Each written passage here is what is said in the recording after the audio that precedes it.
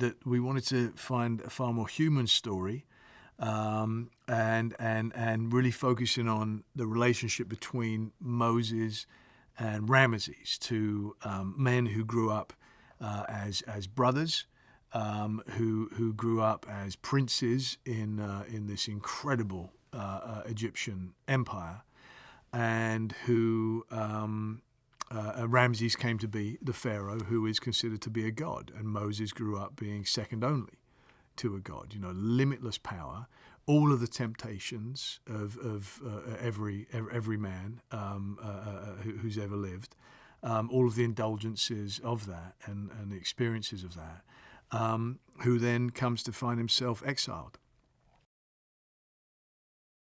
Where then he has an experience which he considers to be a calling, where he believes his place is as leader of a revolution in let my people go, in freeing slaves who were essentially being used, slave labor as a form of genocide, just kind of chucking them at these monuments, and who cares if they die, in freeing them and in returning to the land of their, ancestors. I mean, I can only sort of guess at that. I really can't give a proper answer. But I mean, I do think, for me, when I first spoke with Ridley about it, I said, why? Why make this film? You know, I've seen the Ten Commandments. Isn't that enough? You know, why do we need to? What else can we do? That was before I discovered that there's a wealth more that can be delved into. So I really loved it when we got to Spain and the sets were outdoors, and you get the wind blowing through, you get inconveniences, you get things that weren't meant to happen, and that's what I feel much more comfortable with. But just the grandiose sets,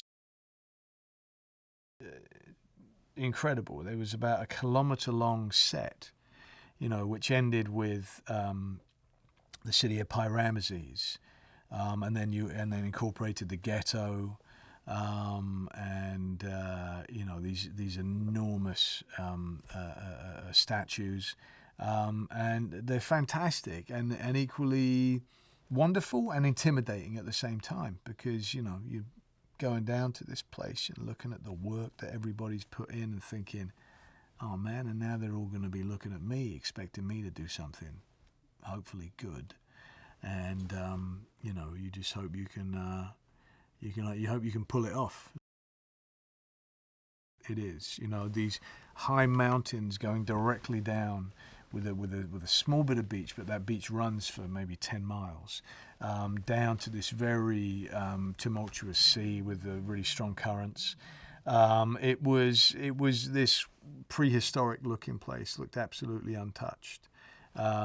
Stunning views. I had no idea that was there in the Canary Islands, but one of the most stunning locations that I've ever been to.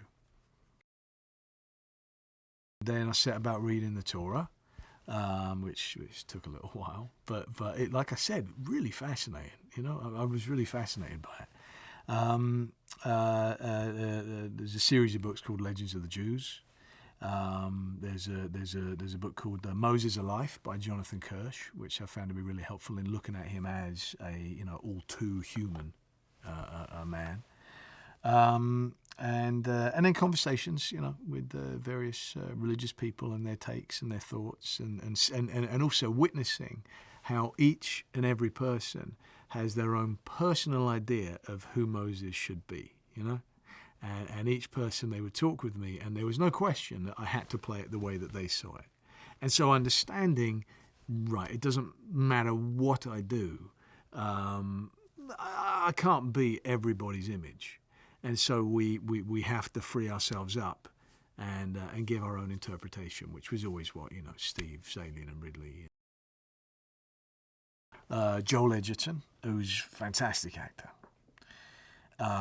He brings just total commitment, and I felt like he had the hardest part in the film, and and he just owned it from day one. I was very impressed with him, and really manages to capture all of the arrogance of someone with limitless power, but all of the insecurities and absolute trivial nature of somebody who desperately wants to hold on to their leadership.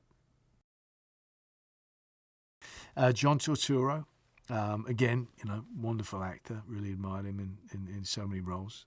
And him in bringing a real humanity and wisdom, knowledge of someone who's had this power for so long that actually it's become something of a burden to him.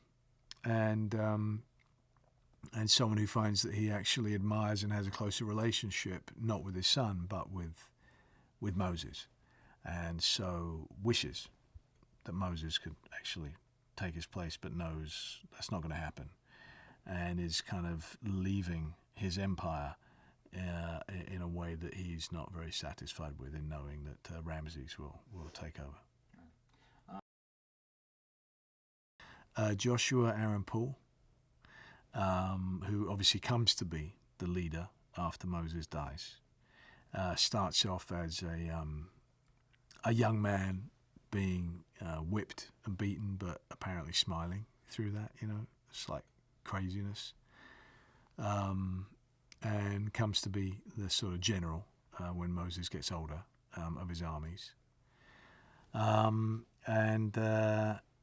so we see a young Joshua in this one, and I had a lot of fun working with Aaron. Tuya Sigourney Weaver, who just really dislikes Moses because he represents the only competition to her son. So she's the ultimate sort of Black Widow, really, in it, who wants to encourage Ramesses not just to exile Moses, but to kill him. And someone who is the sort of nightmare mother, but that even great men have nightmare mothers who they feel that they have to please, and he feels very much stress and pressure from him to behave the way that she thinks is correct. Ben Kingsley, he's fantastic. Ben Kingsley, isn't he? And he really wonderful company and a man, and absolutely perfect for playing that character. And very knowledgeable about it. He'd actually played Moses himself before, enjoyed working with him immensely, standing on these sort of ridiculous, sort of prehistoric looking beaches in the Canary Islands, and he's a good gentleman.